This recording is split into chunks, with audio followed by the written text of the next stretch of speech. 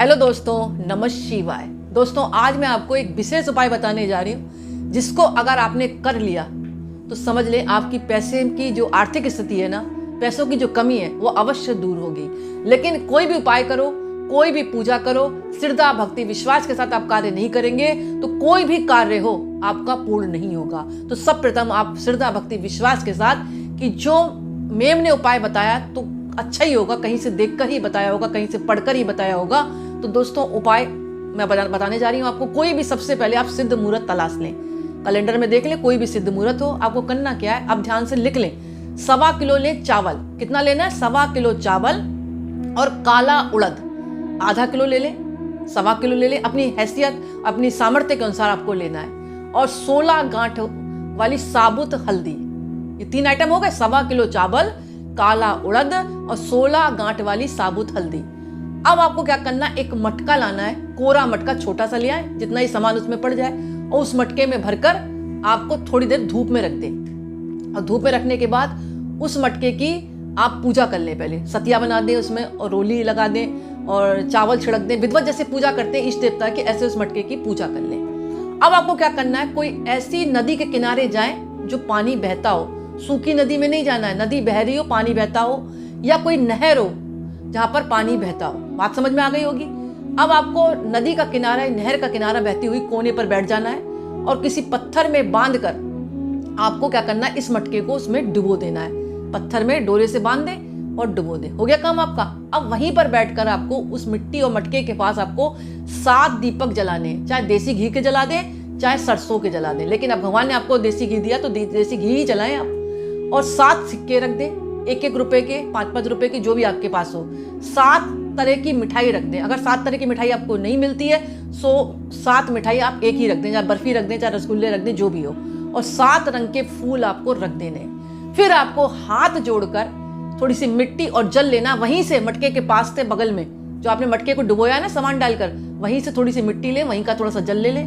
गंगा नदी के किनारे या नहर के किनारे लेने के बाद आपको क्या करना है, गंगा लक्ष्मी माँ से प्रार्थना करनी है कि हे माँ, मैं आपका आह्वान कर रहा हूँ और मैं कल आऊँगा, आप तैयार रहना।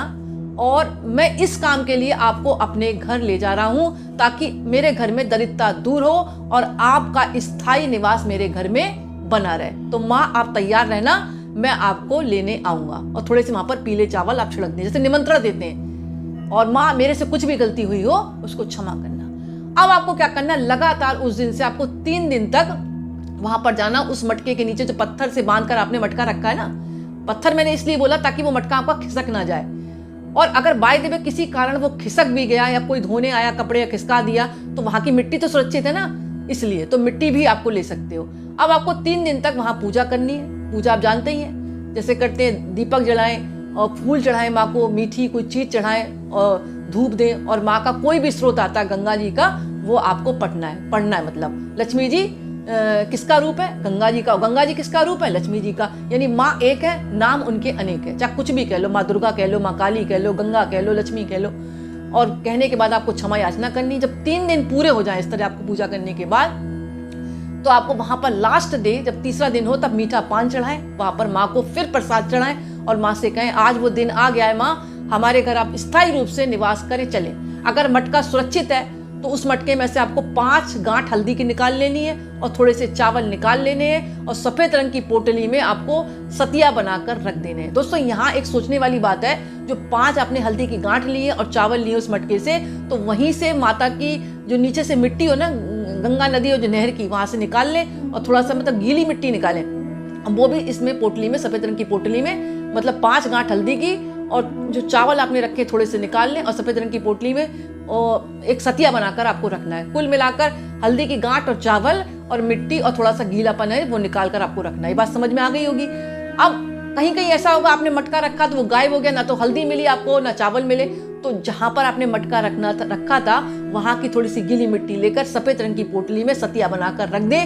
बस इतना काम करना है, अपने घर पर आकर मंदिर में रख दे, हे माँ आप साक्षात रूप से मेरे घर में विराज रही हैं।